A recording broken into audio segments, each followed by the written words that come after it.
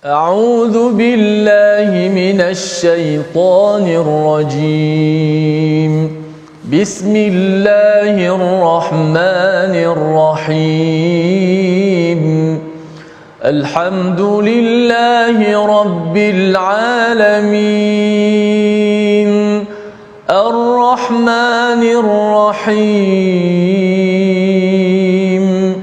مالك يوم الدين.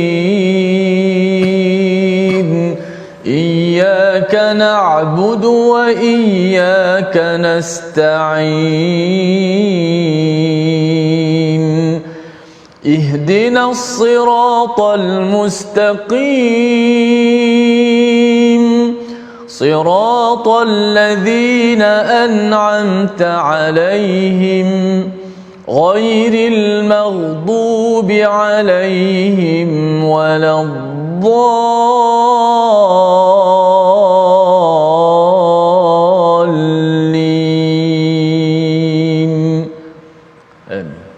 Alhamdulillahirabbil alamin wassalatu wassalamu ala asyrafil anbiya'i wal mursalin sayyidina Muhammadin wa ala alihi wa ashabihi ajma'in, amma ba'd. Assalamualaikum warahmatullahi wabarakatuh.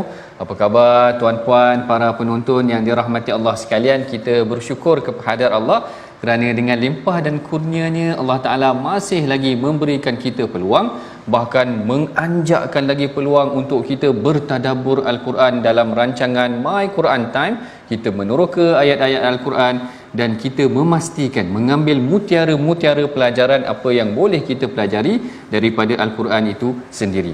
Dan kalau tuan-puan perhatikan bagaimana sebenarnya kita telah melalui fasa-fasa terakhir, iaitu ini dah 5 surah yang terakhir, dan saya kira ini juga sebenarnya sangat penting kerana surah-surah yang ringkas ini adalah perkara yang biasa kita baca dan kita perlu untuk menghayatinya sebenar-benar penghayatan. Kerana apa gunanya kalau kita hafal tetapi kita tidak faham apa yang kita baca. Dan seperti biasa bersama dengan kita pada hari ini tokoh qari kita yang terkemuka, yang tidak asing lagi, Ustaz Tirmizi. Kita apa khabar Ustaz? Baik, alhamdulillah. Sihat Ustaz? Sihat. Apa khabar? Alhamdulillah. Sihat. Alhamdulillah. Saya pun tak sangka juga ada last ada juga pengulangan yang satu persatu. Saya ingatkan dulu kita baca satu surah ataupun satu halaman terus saja. Baik, terima kasih Ustaz Tirmizi kita. Seperti biasa kita mulakan pengajian kita pada hari ini dengan doa ringkas. Subhanaka la ilma lana illa ma 'allamtana innaka antal alimul hakim. Rabbi zidni ilma. Mudah-mudahan Allah Ta'ala merahmati pengajian kita. Dan seperti biasa kita perhatikan tuan-puan sinopsis apakah pengajian kita yang akan kita telusuri pada hari ini, iaitu mengenai tentang surah An-Nasr, iaitu mengenai tentang penaklukan kota Mekah ayat 1 sehingga ayat 3. Ada 3 ayat sahaja yang ini kita akan pelajari pada hari ini mengenai tentang pembukaan kota Mekah dan apakah pengajaran yang penting yang boleh kita lalui daripada 3 ayat ini. Sebelum kita menghayati pengisian tadabbur tentang isi kandung surah ini, kita sama-sama dengarkan dahulu. Sama-sama ni maksudnya kita sama-sama baca, yang akan bacaannya dipimpin oleh Ustaz Tirmizi kita. Silakan Ustaz. Baik, alhamdulillah. Terima kasih kepada Profesor Madia, Dr. Sanusi selaku pentadabbur kita pada surah An-Nasr pada kali ini. Surah yang biasa kita hafal, yang biasa kita baca dalam solat, di luar solat. Surah ini yang masyhur. Namun sebagaimana kata Prof tadi, alangkah baiknya sama-sama bila kita dah hafal, kita dah boleh baca dengan lancar, kita maju setapak lagi ke hadapan untuk kita melihat apakah mesej ataupun makna-makna kalimah-kalimah yang boleh kita sematkan dan boleh kita faham untuk menjadi kekuatan kepada kita untuk dapat kita beramal insya-Allah daripada ayat yang surah An-Nas. Hanya 3 ayat saja, 3 ayat saja daripada surah An-Nas. Dan terima kasih kepada semua penonton-penonton terus setia dalam My Quran Time. Teruskan sebarkan, share kita punya majlis ilmu kita pada pagi ini insya-Allah. Baik, alhamdulillah kita baca surah An-Nas. Bacaan pertama ni kita baca secara murattal dahulu untuk sama-sama kita mengikuti bacaan. Adapun kali kedua dan kali ketiga nanti kita akan baca secara mujawwad. Untuk selepas kita dapat dengar tadabbur, kita akan baca kali kedua, kali ketiga tu dengan lebih memahami. Mudah-mudahan kita akan merasai penghayatan dan kelainan insya-Allah. A'udzubillahi minasyaitonir rajim. Bismillahirrahmanirrahim. Idza jaa nasrullahi wal fath wa ra'aitan nasa yadkhuluna fi dinillahi afwaja fasabbih bihamdi rabbika wastaghfirh innahu kana tawwaba. Sadaqallahul azim. Sadaqallahul azim. Allah Taala berfirman, apabila telah datang pertolongan Allah dan kemenangan dan engkau melihat manusia berduyun-duyun masuk agama Allah, maka bertasbihlah dengan memuji Tuhanmu dan mohonlah keampunan kepadanya, sesungguhnya Dia Maha Penerima Taubat. Ini adalah satu ungkapan yang sangat menarik. Bagaimana Allah Ta'ala mulakan mengenai tentang kisah kemenangan umat Islam dalam Fathu Mekah, mengenai tentang pembukaan kota Mekah, dan yang menariknya penghujung surah ini Allah Ta'ala tutup dengan arahan agar kita bertasbih dan bertahmid, kemudian beristighfar kepada Allah. Apa kaitannya antara kemenangan dengan tasbih, tahmid dan istighfar ini? Yang ini yang akan kita telusuri pengajiannya ataupun pembelajarannya pada hari ini. Sebelum itu, tuan-puan, mari sama-sama kita perhatikan juga mengenai tentang apakah dia biodata, apakah dia biografi surah An-Nasr ini, iaitu seperti yang disebutkan oleh Al-Imam Ibn Kathir. Sebenarnya kalau kita biasa dengar yang surah Qul Huwallahu Ahad ini adalah thuluthul Quran, 1/3 Al-Quran, manakala surah An-Nasr ini, idza jaa nasrullahi wal fath, ini adalah rubu'ul Quran. Yang ni yang disebutkan oleh Al-Imam Ibn Kathir. Sebenarnya isi kandung pengajaran, kandungan daripada apa yang kita boleh perolehi daripada surah Idza Jaa Nasrullah ini adalah ianya terungkap seakan-akan kandungannya 1/4 daripada Al-Quran. Kalaulah surah Qul Huwallahu Ahad itu kandungannya seumpama mewakili 1/3 Al-Quran, ini adalah surah Idza Jaa Nasrullah pula dikatakan ta'dilu rubu'ul Quran, iaitu kandungannya seumpama mewakili 1/4 Al-Quran, kerana dia mengajak manusia mengagungkan Allah, menyucikan Allah, beristighfar kepada Allah dan memuji Allah. Itu kalau kita tengok pada isi kandung penghujung daripada surah ini. Manakala kalau kita tengok beberapa hadis mengenai tentang surah ini dikatakan turun pada awal ataupun pada hujung ketika mana berlakunya pembukaan kota Mekah, kerana ia berkaitan dengan pembukaan kota Mekah. Berkaitan dengan pembukaan kota Mekah. Sebab itulah apabila seorang lelaki tanya kepada Sayyidina Abdullah bin Abbas, ditanya kepada dia, apakah surah yang paling akhir diturunkan? Ata'alam akhir suratan min Quran nuzilat. Dia kata, wahai Abdullah bin Abbas, apakah kau tahu surah yang terakhir diturunkan daripada Al-Quran? Maka beliau menyatakan, na'am. Dia pun membaca Idza jaa nasrullahi wal fath. Itulah dia surah yang dikatakan antara surah terakhir diturunkan. Sebab itulah Sayyidina Abdullah bin Mas'ud dikatakan menamakan surah ini sebagai surah Tawdi'. Surah Tawdi' ni maksudnya surah perpisahan. Perpisahan ni maksudnya nak berpisah dah antara Rasulullah dengan umat Islam. Dan yang menariknya juga, suka saya kongsikan juga Ustaz, sebenarnya surah ini ada kisah dia. Ada kisah dia kerana satu hari ketika Rasulullah telah meninggal, Saidina Umar panggil masyayikh Badar. Dia panggil para ahli tentera Badar, duduk sembang-sembang dengan dia. Tiba-tiba dia bawa Saidina Abdullah bin Mas'ud. Kisah yang masyhur, Saidina Abdullah bin Abbas, Saidina Abdullah bin Abbas. Dia bawa Abdullah bin Abbas duduk dengan dia. Tiba-tiba masyayikh, orang-orang besar ahli Badar ini, orang-orang senior ni tanya, dia kata, kenapa engkau bawa budak ni? Kenapa bawa budak ni? Kami pun ada anak-anak seperti ini. Kerana Abdullah bin Abbas ni waktu dia meninggal usianya lebih kurang 11 tahun. Maknanya budak lagi, baru darjah 5. Tapi Umar kata, nanti dulu, aku nak ceritakan kepada engkau orang apakah kelebihan sepupu Rasulullah ini, iaitu Saidina Abdullah bin Abbas. Dan Saidina Umar membacakan surah ini. Umar baca Idza jaa nasrullahi wal fath. Lalu ditanyanya kepada seluruh masyayikh Badar, tentera-tentera Badar yang senior ini, apakah pandangan kamu tentang ini? Mereka kata ini ayat mengenai tentang kemenangan, ayat mengenai tentang pembukaan kota Mekah. Tetapi apabila ditanya kepada Sayyidina Abdullah bin Abbas, Abdullah bin Abbas kata surah ini menunjukkan kedatangan ajal Rasulullah. Lalu Umar pun macam kagum juga, dan Umar pernah terfikir sedemikian tetapi tidak boleh nak mengungkapkannya. Inilah kelebihan yang ada pada Sayyidina Abdullah bin Abbas yang menceritakan mengenai tentang, bukan sekadar surah ini menceritakan mengenai tentang kemenangan, tetapi juga ianya adalah mengenai tentang ajal Rasulullah. Apabila surah ini dibacakan juga, Rasulullah pernah bagi tahu kepada Sayyidatina Fatimah, dia kata ajal aku telah semakin dekat. Fatimah menangis tiba-tiba. Fatimah menangis.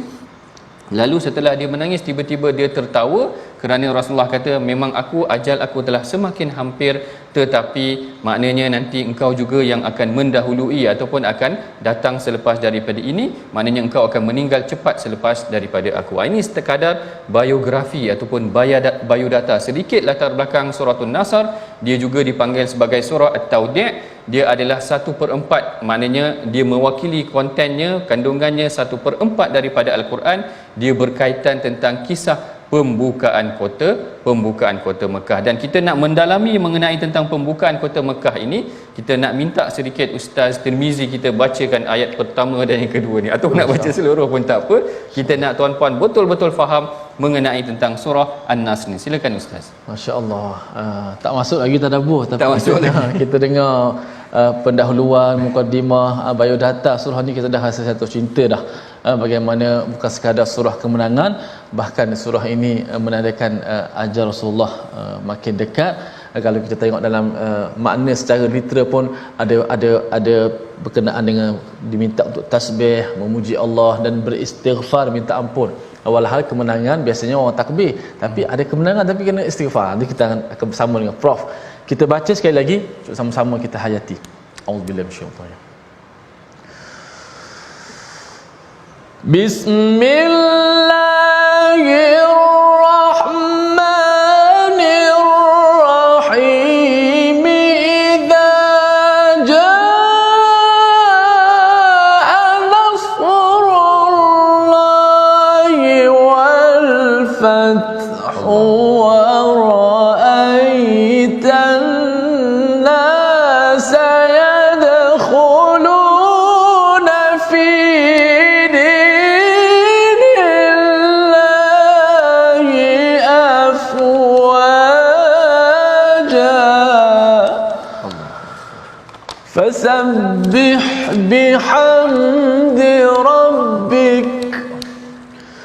فسبح بحمد ربك واستغفره إنه كان توابا.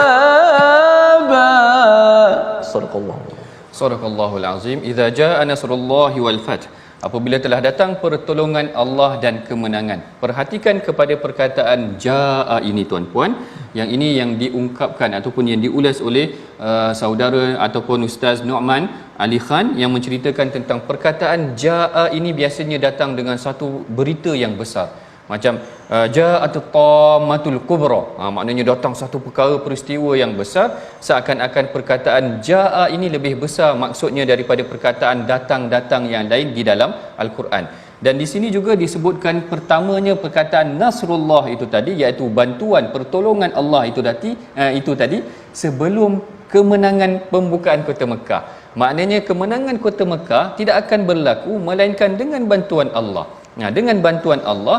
Dan kita juga seharusnya faham di sini bahawa kejayaan manusia dalam kehidupan juga sebenarnya datang dengan pertolongan Allah. Itu yang kita kena faham ataupun kita kena kaitkan dalam kehidupan kita, bahawa semua orang, kalau kita tengok yang ni dia punya perumpamaan dia sangat menarik. Kadang-kadang kita merasakan kejayaan hidup kita itu adalah atas usaha kita. Kita tak nafikan tuan-puan, sebenarnya memang kita berusaha. Tetapi kalau tuan-puan bandingkan, ada dua peniaga, satu kedai dengan kedai dia dan dia berusaha, satu kedai yang lain juga berniaga dan dia berusaha. Tetapi kenapa kadang-kadang dua stall nasi lemak ni, dua kedai nasi lemak ni, satu ni yang ramai orang kadang-kadang, heran juga kadang-kadang. rupanya ada intervention, ada divine intervention barangkali, ada bantuan daripada Allah juga, keberkatan yang diberikan atas usaha kepada seseorang, menyebabkan kadang-kadang kita tak menafikan usaha, tetapi tidak juga kita menafikan bahawa bantuan Allah kepada seseorang itu sangat penting dalam kehidupan mereka. Itu yang pertama yang kita boleh tadabbur daripada ayat yang pertama. Yang kedua, kita tengokkan perkataan di sini menyebutkan tentang wal fath. Wal fathu ini adalah merujuk, menurut Al-Imam Ibn Kathir, perkataan al-fathu ini merujuk kepada Fathu Mekah. Fathu Mekah iaitu pembukaan kota Mekah. Bagaimana background, apakah dia latar belakang yang melatari kisah ataupun kejadian Fathu Mekah ini adalah kembali kepada kes bila mana Rasulullah nak masuk menunaikan umrah ke Mekah, mereka dihalang. Lalu Rasulullah melakukan perjanjian Hudaibiyah. Dalam perjanjian Hudaibiyah ini ada butir-butir perjanjiannya. Tiba-tiba pada tahun ke-8, pada tahun selepas daripada itu, tidak lama daripada perjanjian Hudaibiyah itu, kaum Quraisy melanggar perjanjian mereka. Quraisy melanggar perjanjian mereka, yang mana kalau ikutkan Quraisy ini sekutunya adalah Bani Bakar. Bani Bakar. Dan Bani Bakar ni dia tak ngam dengan Bani Khuza'ah. Tak ngam dengan Bani Khuza'ah. Lalu Bani Bakar dia ada pergaduhan yang lama, dia menyerang Bani Khuza'ah. Quraisy ketika itu menghantar bantuan kepada Bani Bakar, sedangkan dia dah buat perjanjian genjatan senjata. Lalu Bani Khuza'ah lari ke Madinah, ada wakil mereka yang lari ke Madinah meminta bantuan Rasulullah. Di sinilah berlakunya permulaan yang mencetuskan janji Allah, inna fatahna laka fatham mubina. Allah Ta'ala janji kita akan berikan kamu kemenangan. Lalu di sinilah punca bibit-bibit berlakunya. Rasulullah mempersiapkan bala tenteranya dengan mempersediakan 10,000 orang tentera. Masya Allah tuan-puan, kalau dalam perang Badar dahulu hanya ada 300 orang sahaja, maknanya sangat sedikit. Bayangkan dalam tempoh perang Badar tahun kedua, Fathu Mekah tahun ke-8 ataupun 7 ke-8, maknanya lebih kurang dalam 6 tahun sahaja Rasulullah berjaya mengumpulkan 10,000 bala tentera daripada 300 tu tadi. Dalam tempoh 6 tahun, berapa kali ganda peningkatan umat Islam. Tuan-puan bayangkan dari aspek statistiknya, bagaimana pengembangan 300 tentera menjadi 10,000 orang dalam tempoh 6 tahun. Ini adalah kemajuan yang sangat luar biasa apabila Islam itu, apabila Rasulullah itu sendiri mentadbir Madinah dan dia mengembangkan kuasanya. Lalu berlakulah serangan kepada ataupun pembukaan kota Mekah ini tadi. Dan kita perhatikan pembukaan kota Mekah ini tidak berlaku dalam keadaan yang kucar kacir. Maknanya tidaklah berlakunya pembunuhan besar-besaran. Walaupun sebenarnya orang Islam telah berjaya menang, tetapi tidak berlaku pembukaan yang besar-besaran. Kita tidak tengok mereka ni berarakkan. Kalau kita dah menang, satu tentera dah menang ke atas satu kawasan, mereka berarak dengan kereta kebal mereka, berarak dengan bendera mereka. Tetapi Allah ajar kepada Rasulullah, ini yang cantiknya, Allah ajar kepada Rasulullah, kemenangan ini adalah milik Allah, bukan milik orang. Maknanya atas bantuan Allah itu tadi, mereka mengembalikan kemenangan kepada Allah. Dan berlaku banyak prinsip-prinsip keadilan yang dibangunkan oleh Rasulullah ketika membuka kota Mekah ini. Yang pertamanya, Rasulullah membersihkan Mekah daripada segala kesyirikan. Ini yang paling penting dalam kehidupan kita yang kita belajar daripada surah ini. Kita hendaklah membersihkan jiwa kita daripada segala kesyirikan. Yang keduanya, Rasulullah memulangkan keadilan kepada ahlinya. Kalau tuan-puan perasan, bila Rasulullah dah berjaya menawan kota Mekah, sepatutnya Kaabah tu diambil. Dan kunci Kaabah tu sepatutnya Rasul pegang lah. Rasul pegang lah. Tetapi tidak berlaku sedemikian. Rasulullah menyerahkan balik kepada tuannya, iaitu Saidina Uthman bin Talha. Rasul balik, Rasul kata, ini adalah milik kamu. Maknanya dia dah jaga lama dah kunci Kaabah itu tadi. Maka di situlah yang diberikan, dan kita melihat kepada keadilan yang berlaku ketika pembukaan kota Mekah. Dan perlu juga saya ceritakan kepada tuan-puan, sebenarnya arahan mencari orang-orang tertentu ada. Arahan mencari orang tertentu ni maksud saya, memang Rasulullah kata, kalau engkau jumpa yang ni, dapatkan dia, ataupun kena bunuh dia ni, kerana dia memang melampaui batas. Kalau kita tak berjaya kawal dia, dia akan mengenakan balik Islam tu tadi. Lalu Rasulullah menamakan 4 orang. Ada yang kata 4 orang, ada yang kata 9 orang dan sebagainya. Tetapi sebenarnya daripada 4 ataupun 9 orang ni tadi, tidak banyak ataupun tidak berlakunya pertumbuhan darah yang secara besar-besaran. Rasulullah kata sekalipun mereka bergayut kepada kelambu Kaabah, mesti dapatkan orang-orang ni kerana mereka adalah orang yang memusuhi Islam. Kalau tak silap saya, salah seorangnya adalah Ikrimah bin Abi Jahal, anak kepada Abu Jahal itu sendiri yang dicari, tetapi akhirnya dia memeluk Islam. Tengok tadi bagaimana prinsip-prinsip keadilan yang dibawa, tidak berlaku pertumbahan yang berleluasa, tidak diarak kemenangan tersebut. Kalau ikutkan dendam dah lama dah tadi, dihalau tadi, tidak diarak sedemikian. Kemudian diberikan juga hak kepada ahlinya tadi, kunci Kaabah tidak dirampas, diberikan kepada Uthman bin Talha. Begitu juga dengan dimaafkan mengenai tentang kepada Saidina Ikrimah bin Abu Jahal tu tadi. Ini mengenai tentang ayat pertama tadabbur kita daripada surah An-Nasr. Tuan-puan, kita perhatikan dahulu sedikit perkataan pilihan yang ada pada hari ini yang kita ambil daripada surah An-Nasr ini, iaitu Nasara. Nasara ini maksudnya menolong ataupun membantu. Yang ini disebut sebanyak 158 kali disebutkan di dalam Al-Quran. Dan bagi memperkukuhkan lagi kefahaman kita, saya kira saya nak mempersilakan Ustaz. Boleh Ustaz? Ustaz Tirmizi bacakan lagi supaya kita benar-benar menghayati surah An-Nasr ini tadi. Baik, Masya-Allah, apabila datangnya pertolongan Allah dan kemenangan, kau akan melihatlah manusia berduyun-duyun masuk dalam agama Allah. Kita baca sekali ya. A'udzu minasyaitanir. Bismillahirrahmanirrahim. Idza jaa nasrullahi wal fathu wa ra'aitan nasa yadkhuluna fi dinillahi afwajan fasabbih bihamdi rabbika wastaghfirhu innahu kana tawwaba. Sadaqallahul azim. Kita berehat dahulu seketika tuan-puan, jangan ke mana-mana. Kita bertemu lagi selepas ini. My Quran Time, baca, faham dan amal, insya-Allah.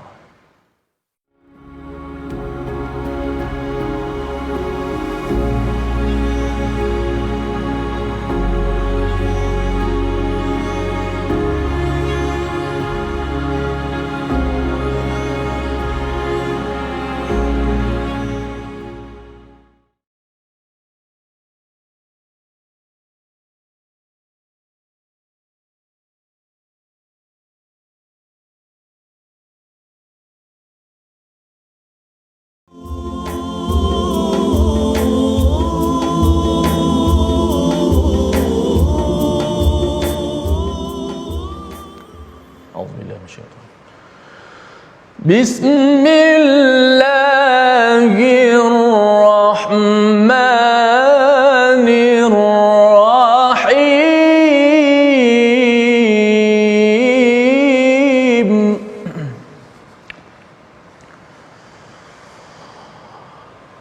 Idza jaa nasrullahi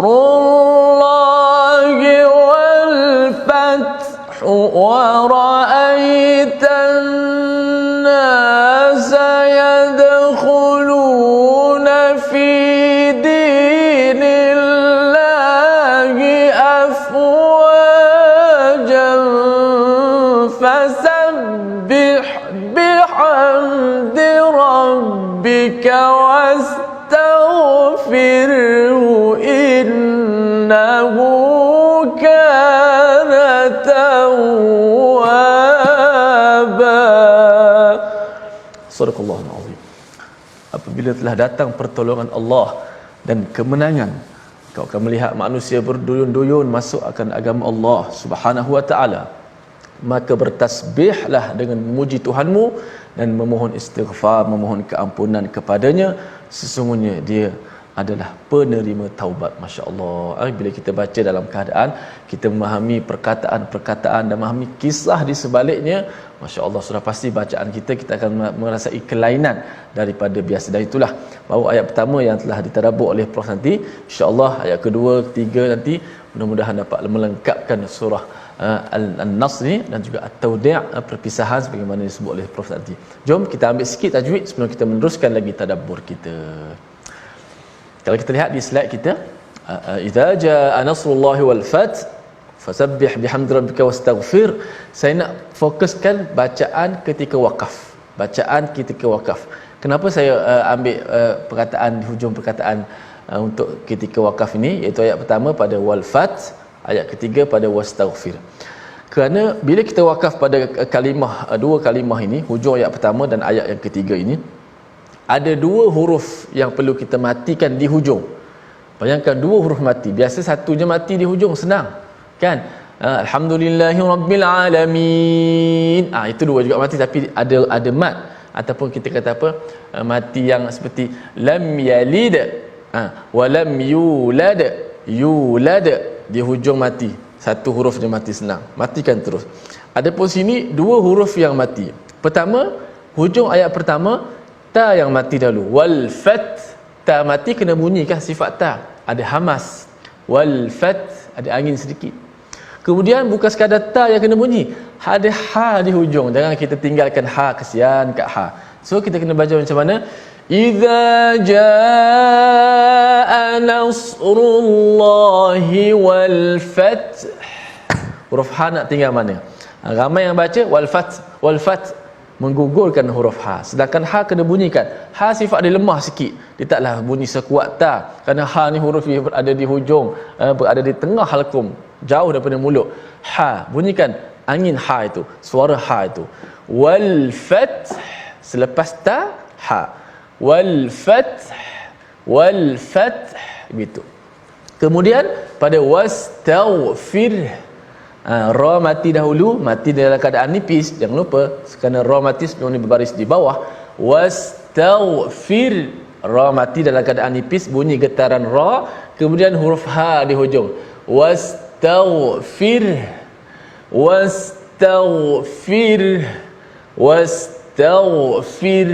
begitulah ya. Dua huruf yang kita kena matikan di hujung, jelaskan sifatnya supaya huruf tu tidak digugurkan. Wallahu alam. Wallahu alam. Terima kasih Ustaz Tirmizi kita atas penjelasan. Kita dah hampir sampai kepada hujung Al-Quran ni tuan-puan. Dah banyak Ustaz Tirmizi kita, Ustaz Tir, Ustaz Tar kita ajarkan kita kalimah tajwid, bacaan dan sebagainya. Kalau boleh kita memang kena praktikkan, kerana kita nakkan bacaan kita itu seperti mana yang diturunkan, seperti mana yang diajar oleh Rasulullah sallallahu alaihi wasallam. Baik, kita akan masuk kepada perbincangan ayat yang kedua. Sesi pertama tadi baru ayat yang pertama. Yang ni kita masuk pula pada ayat yang kedua, menceritakan mengenai tentang bagaimana Allah Taala kata idza jaa nasrullahi wal fath. Bila datangnya nasrullah, kemenangan yang Allah Taala berikan, pertolongan Allah Taala berikan, wal fathu, iaitu pembukaan kota Mekah itu, wa ra'aitan nasa yadkhuluna fi dinillahi afwaja. Wa ra'aita, kamu akan melihat, wa ra'aita, kamu akan melihat, annas yadkhuluna, manusia akan ramai-ramai masuk fi dinillah, ke dalam agama Allah secara berbondong-bondong. Ini kita akan lihat tentang tadabburnya, tetapi sebelum itu kita dengarkan dahulu ulangan bacaannya semula daripada Ustaz Tirmizi kita. Silakan Ustaz. Baik, alhamdulillah, sama-sama kita baca sekali lagi secara mujawad. Quran ada ketika kita baca sama-sama, ada ketika kita mendengar bacaan itu mematikan makna satu-satu pun mendapat manfaat, dapat kelebihan. Sebagaimana dikatakan qari itu sebagai pemurah susu. Yang mendengar itulah yang meminumnya. Kadang-kadang yang minum tu dapat lebih lagi. Sebab dia dapat orang baca ni kadang-kadang nak jaga suara, nafas, tajwid, tak nak ingat dah dia punya makna kadang-kadang. Maka insya-Allah kita baca insya-Allah. Auzubillahi minasyaitanir rajim. Bismillahirrahmanirrahim.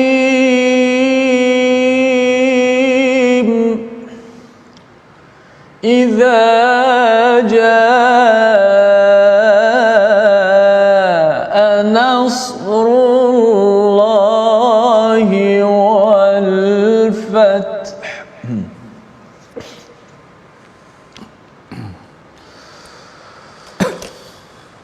إذا جاء نصر الله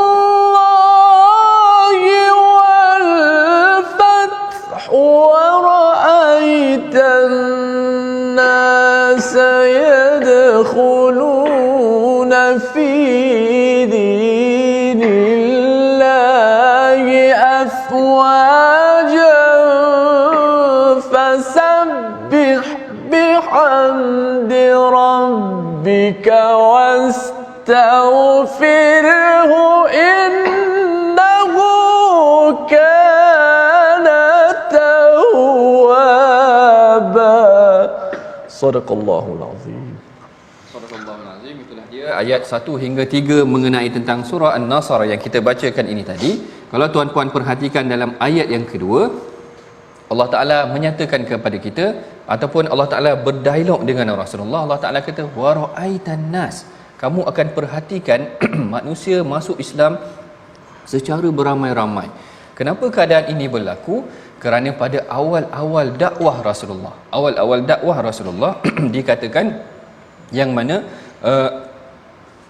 maaf dikatakan kaum Quraisy ini dia tak nak masuk Islam ataupun dia tidak mahu untuk memeluk Islam, sehinggalah dia melihat kemenangan berlaku kepada Islam. Dia melihat kemenangan berlaku kepada Islam.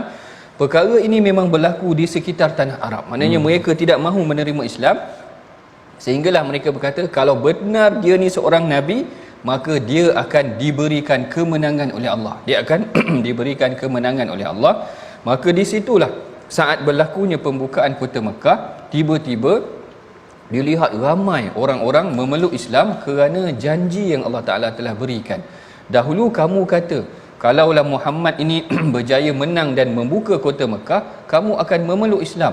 Maka pada hari ini Allah Ta'ala membenarkan janjinya. Allah Ta'ala kata wa ra'aitan nasa yadkhuluna fi dinillahi afwaja, kamu sendiri akan pastikan ataupun kamu sendiri wahai Muhammad melihat mereka ini akan masuk ke dalam agama Allah secara beramai-ramai. Ini sebenarnya respon kepada sikap orang-orang Arab, iaitu orang-orang yang berada di sekitar Mekah itu tadi. Mereka awalnya tidak ingin menerima Islam. Mereka kata kalau benar Muhammad itu seorang nabi, maka dia akan menang ke atas Quraisy itu tadi. Dan hari ini pada pembukaan kota Mekah, mereka sendiri menyaksikan kemenangan tersebut. Dan di sinilah sebab tu kalau tuan-puan tengok ketika mana berlakunya perang Yaum Hunain, perang Hunain tersebut, Yaum Hunain, perang Hunain tersebut memang diberikan bantuan tentera-tentera Arab ni memang sangat ramai. Bantuan yang diberikan berkali ganda setelah berlakunya pembukaan kota Mekah. Apa yang menariknya yang kita sebutkan pada awal tadi sebenarnya tuan-puan adalah pada ayat yang ketiga. Ayat ketiga Allah Ta'ala kata fasabbih bihamdi rabbika wastaghfir innahu kana tawwaba. Maka bertasbihlah dan memuji Allah lah dengan Tuhanmu, wastaghfirhu, dan beristighfar. Ada 3 elemen utama yang disebutkan di dalam ayat ketiga ini. Elemen pertama adalah elemen tasbih. Elemen kedua adalah elemen tahmid, iaitu memuji Allah, dan elemen ketiga adalah elemen istighfar. Kenapa? Ini persoalan yang kita munculkan pada awal perbincangan tadi. Kenapa setelah mana Allah Ta'ala menceritakan tentang kemenangan, tiba-tiba Allah Ta'ala menceritakan tentang kamu hendaklah bertasbih, kamu hendaklah bertahmid, dan kamu hendaklah beristighfar. Ini 3 poin yang sangat penting tuan-puan. Sebelum tu kita kena faham apakah situasinya apabila berlakunya pembukaan kota Mekah. Sebenarnya Rasulullah SAW, macam perkara pertama yang saya sebutkan tadi, Rasulullah memerintahkan para sahabat menghapuskan seluruh berhala. 360 berhala yang ada di dalam Kaabah itu dihapuskan, sekitar Kaabah itu dihapuskan.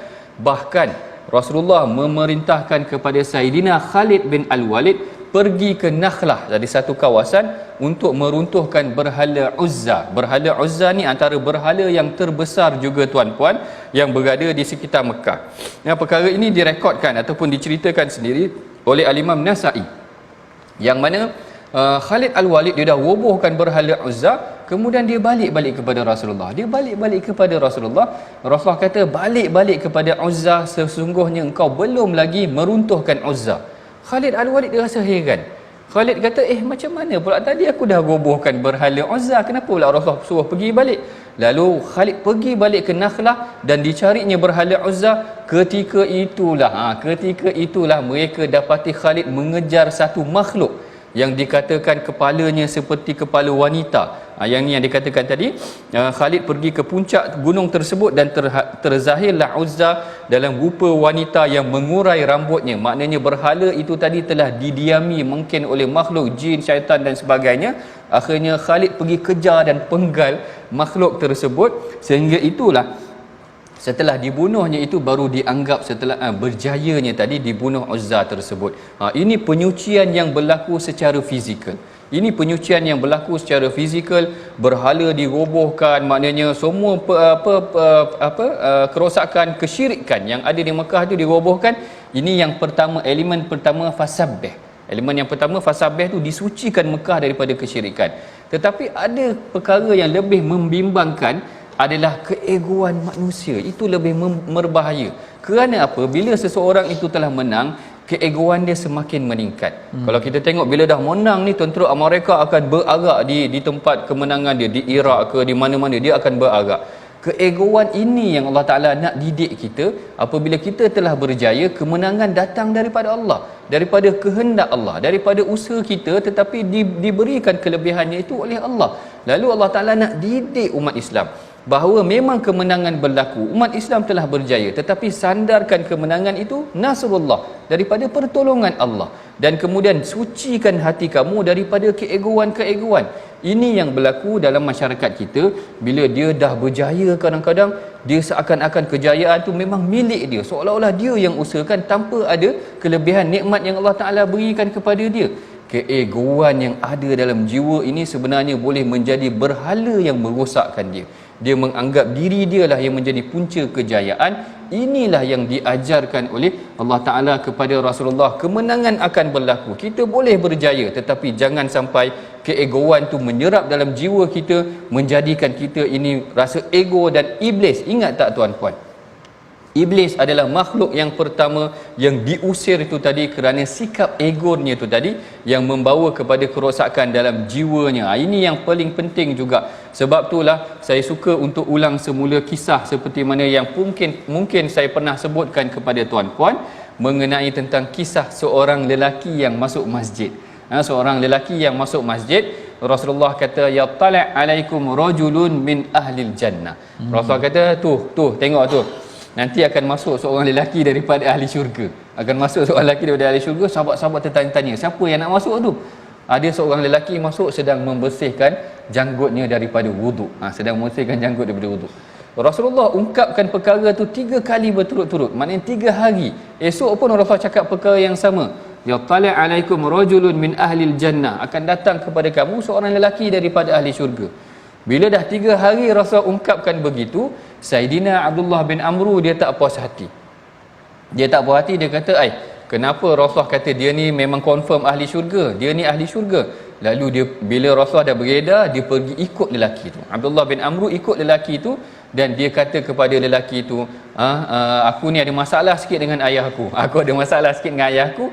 Boleh tak aku nak tidur rumah engkau 3 hari kerana aku ada masalah dengan keluarga.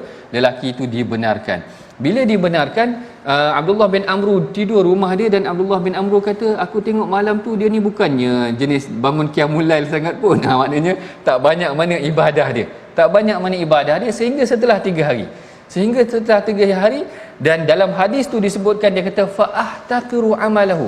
Kittu an ahtaqir amalahu. Dia kata hampir-hampir aku nak merendahkan amalan dia, macam tak ada banyak sangat amalan yang dia ada. Tapi kenapa Rasulullah janjikan dia ni sebagai ahli syurga? Lalu dia bertanya kepada lelaki tersebut, dia berterus terang saja, konfront saja secara terus terang. Dia pun bagi tahu macam nilah.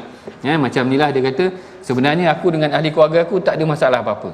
Sengaja aku minta izin untuk tidur di rumah engkau 3 hari kerana aku dengar Rasulullah cakap. Aku dengar Rasulullah cakap engkau ni adalah daripada ahli syurga. Jadi apakah amalan yang boleh membawa engkau masuk syurga ni?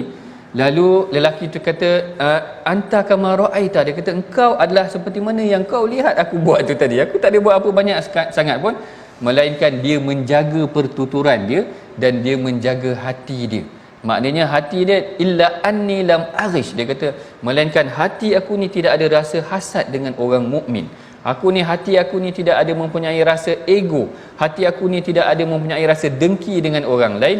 Ini yang barangkali Abdullah bin Amru kata, inilah sifat yang membawa engkau kepada syurga.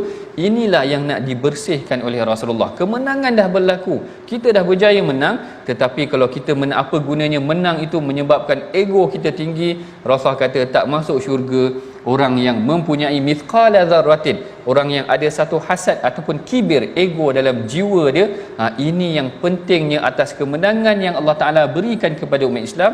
Jangan kemenangan tersebut menjadikan diri kita ego. Kekayaan yang Allah Ta'ala berikan kita, Allah Ta'ala dah jadikan kita berjaya, kita dah jadi datuk, kita dah jadi profesor ke, kita dah jadi doktor. Jangan ada sikap-sikap nikmat yang Allah Ta'ala berikan kepada kita itu menjadikan kita ego dan memandang rendah kepada orang lain. Sedikit sikap ego akan menyebabkan kita terhindar daripada neraka, daripada syurga. Sebab itulah pengajaran surah ini antara yang terpentingnya. Apabila Allah Ta'ala berikan kemenangan, Allah Ta'ala membenarkan janjinya, Allah Ta'ala kata fasabbih bihamdi rabbika wastaghfir. Fasabbih bihamdi rabbika wastaghfir innahu kana tawwaba. Bagi memasakkan lagi kefahaman ini, kita sama-sama dengarkan lagi bacaan yang akan diulangkan semula oleh Ustaz Tirmizi kita. Silakan Ustaz. Baik, alhamdulillah, masya-Allah, kita mendengar panjang lebar tentang tadabbur surah An-Nasr. Bukan sekadar kemenangan, kita jangan jadi orang yang sombong. Walaupun kita menang, kita masih kena minta ampun, kita masih kena bertasbih memuji Allah Subhanahu Wa Taala, kerana wa man nasru illa min indillah, tidak ada sebarang kemenangan, pertolongan melainkan daripada Allah Subhanahu Wa Taala. A'udzubillahi minasyaitonir rajim. Bismillahirrahmanirrahim.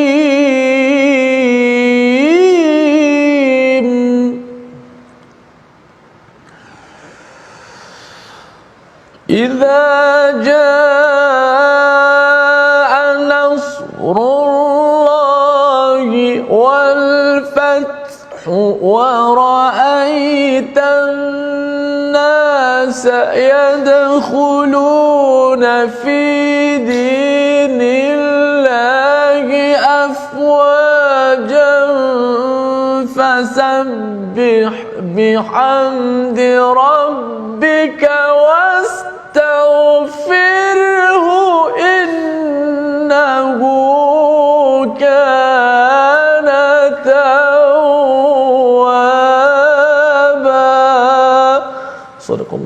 Sadaqallahul azim. Allah Ta'ala berfirman dalam ayat yang ketiga, maka bertasbihlah dengan memuji Tuhanmu dan mohonlah keampunan kepadanya, sesungguhnya dia maha penerima taubat. Tuan-puan perhatikan, ada 3 elemen yang saya suka untuk ungkapkan, huraikan ataupun terangkan kepada tuan-puan. Elemen pertama adalah fasabbih, bertasbih kepada Allah Ta'ala, bertahmid kepada Allah Ta'ala. 2 elemen ini adalah 2 elemen yang awal mesti disebutkan sebelum kita beristighfar ataupun sebelum kita memohon keampunan daripada Allah. Ingat tak, kalau kita nak tutup majlis ke, takut kita mengumpat dalam satu majlis, kita pun baca subhanakallahumma wa bihamdika, subhanakallahumma wa bihamdika, ada tasbih dengan tahmid, asyhadu an la ilaha illa anta astaghfiruka wa atubu ilaik. Sebab itulah dalam tafsir ada disebutkan, Al-Imam Ibn Kathir ada sebutkan antara zikir ataupun tasbih yang banyak diungkapkan oleh Rasulullah di dalam rukuk dan sujudnya adalah subhanakallahumma rabbana wa bihamdika, Allahumma ghfirli. 3 perkara, 3 lafaz ni, subhanakallahumma rabbana wa bihamdika, 2 lafaz ni, Allahumma ghfirli, subhanakallahumma wa bihamdika, subhanakallahumma rabbana wa bihamdika, Allahumma ghfirli. Ini kalau boleh, kalau tuan-puan ingat, subhanakallahumma rabbana wa bihamdika, Allahumma ghfirli, ungkapkan sebanyak-banyaknya. Inilah antara tasbih yang banyak kali diungkap oleh Rasulullah di dalam rukuk dan sujudnya, seperti mana yang disebutkan oleh Al-Imam Ibn Kathir. Kita telah pun sampai kepada penghujung rancangan. Mari sama-sama tuan-puan kita bacakan resolusi pengajian kita pada hari ini, iaitu apa yang telah kita belajar. Yang pertama, berusaha untuk sebar luaskan syariat Islam sehingga sampai ke seluruh pelosok dunia seperti mana yang berlaku dalam Fathu Makkah itu sendiri. Yang kedua, bertasbih, bertahmid dan bertakbir sebagai tanda syukur akan segala nikmatnya. Dan yang ketiganya, hendaklah kita sentiasa beristighfar untuk mengekalkan kemakmuran dan keamanan negara. Itulah dia sedikit sebanyak pengajaran yang boleh kita pelajari dan praktiskan pada hari ini. Mudah-mudahan boleh kita amalkan, dan saya serahkan kepada Ustaz Tirmizi kita untuk memimpin bacaan doa. Masya-Allah, terima kasih kepada Profesor Madia yang telah memberikan peringatan demi peringatan kepada kita daripada ayat Al-Quran Al-Karim, dicerahkan lagi dengan tadabburnya, mudah-mudahan menjadi penanda kepada kita semua bahawa kita semua ini makin lama makin akan menuju penghujung, umur kita makin lama makin akan dekat bertemu Allah Subhanahu Wa Taala. Banyaklah kita beristighfar, bertaubat kepada Allah Subhanahu Wa Taala. Bismillahirrahmanirrahim. Alhamdulillahirabbil alamin wassalatu wassalamu ala asyrafil mursalin. Ya Allah, ampunkanlah dosa kami ya Allah, ampunkanlah dosa-dosa kami dan salah silap kami ya Allah. Bila kekuatan kepada kami ya Allah dalam perjuangan ini ya Allah, pilihlah kami selaku hamba-Mu yang akan memperjuangkan agama-Mu ya Allah. Ya Allah, kurniakanlah kemenangan dan pertolongan-Mu kepada kami ya Allah. Ya Allah ya Tuhan kami, bila kekuatan kepada kami untuk sentiasa kami memuji dan bertasbih memuji-Mu ya Allah. Dan ampunkanlah dosa-dosa kami, terimalah taubat kami semua ya Allah. Amin ya rabbal alamin. Walhamdulillahi rabbil alamin. Alhamdulillah, syukur kepada Allah Subhanahu Wa Taala dan bersama-sama kita berada di penghujung My Quran Time, dan saya mengajak semua sahabat-sahabat untuk sama-sama dalam tabung gerakan. Mudah-mudahan gerakan Al-Quran kita ni dapat sama-sama kita manfaatkan dengan sumbangan tuan-tuan, dan jangan lupa saksikan ulangan My Quran Time, dan moga kita terus istiqamah dengan Al-Quran, carilah kebahagiaan dan kemuliaan dengan Al-Quran. Terima kasih kepada Prof sekali lagi. InsyaAllah kita bertemu lagi pada episod yang akan datang My Quran Time, baca faham amal.